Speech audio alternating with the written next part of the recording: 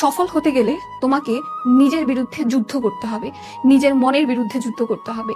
তো তোমাকে যদি এই মনের বিরুদ্ধে যুদ্ধ করার জন্য 3টা অস্ত্র দেওয়া হয়, সেই 3টা অস্ত্রের মধ্যে প্রথম অস্ত্র হবে সেলফ ডিসিপ্লিন, দ্বিতীয় অস্ত্র হবে সেলফ মোটিভেশন, তৃতীয় অস্ত্র হবে সেলফ ইমপ্রুভমেন্ট। তো আমরা যদি একটু সুন্দর করে এটাকে ব্যাখ্যা করি যে তুমি একটা নির্দিষ্ট লক্ষ্যে পৌঁছাইতে চাচ্ছ, একটা নির্দিষ্ট জিনিস তুমি অর্জন করতে চাচ্ছ, সেই জিনিসটা অর্জন করার জন্য অবশ্যই তোমাকে পরিশ্রম করতে হবে। এখন সারা দিন রাত 24 ঘন্টা পরিশ্রম করলেই কিন্তু হয় না, তোমাকে নিয়ম মেনে পরিশ্রম করতে হবে। তোমাকে বুঝতে হবে ওই জিনিসটা পাওয়ার জন্য আমার আসলেই কি লাগতেছে, আমি আসলে কোন রাস্তা ধরে আগাবো, কোন রাস্তায় কতক্ষণ আমি হাঁটবো, কোন রাস্তার মধ্যে কিভাবে আমি হাঁটবো। এই যে জিনিসটা তুমি কতক্ষণ হাঁটবে, কিভাবে হাঁটবে, এই জিনিসটা তুমি যখন ফাইন্ড আউট করতে পারবা এবং তুমি তোমাকে ওইভাবেই চলার জন্য প্রস্তুত করতে পারবা এবং নিয়মিত তোমার সেই জিনিস অর্জন করার আগ পর্যন্ত যখন তুমি চলতে পারবা, তখন তুমি আত্মনিয়ন্ত্রণ বা তোমার সেলফ ডিসিপ্লিনের মাধ্যমে কিন্তু তুমি সফলতা অর্জন করতে পারবা। এটা কিন্তু অনেক কঠিন একটা বিষয়, এটা তুমি একদিনে চাইলেই কিন্তু পারবা না। এই জিনিসটা পারার জন্য তোমাকে লম্বা সময় প্র্যাকটিস করতে হবে। তোমার নিজের অনেক সময় মন চাইবে না এটা করার জন্য, কিন্তু মনকে জোর করতে হবে, কারণ মনের বিরুদ্ধে যুদ্ধ না করতে পারলে আলটিমেটলি তুমি পারবা না। দ্বিতীয়ত, তোমাকে যদি আমার বলে দিতে হয় যে না তোমাকে চান্স পাইতেই হবে, কেন চান্স পাইতে হবে? কারণ তুমি চান্স না পাইলে তোমার আব্বা আম্মা কষ্ট পাবে। তুমি চান্স যদি না পাও, তুমি এখন যে সার্কেলটার মধ্যে আসো, তুমি এখন যে জোনটার মধ্যে আসো, সেই জোনটাতে কিন্তু তুমি বের হয়ে যাবা।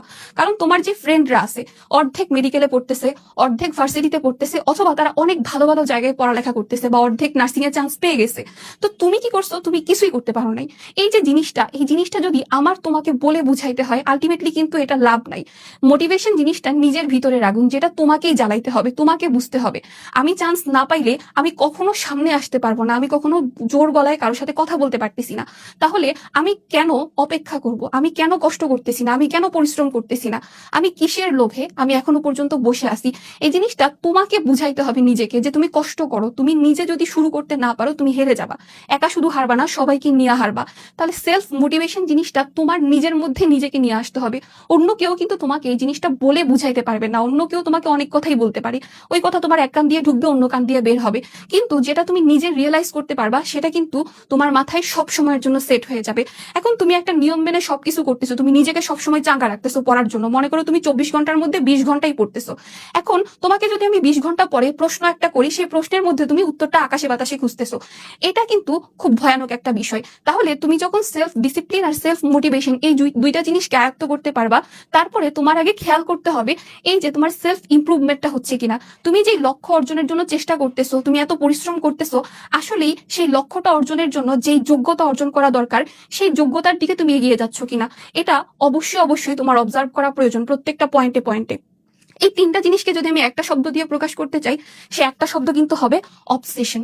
মানে তোমাকে সফলতার জন্য যে পরিশ্রমটা করা দরকার সেটার ঘোরের মধ্যে চলে যাইতে হবে।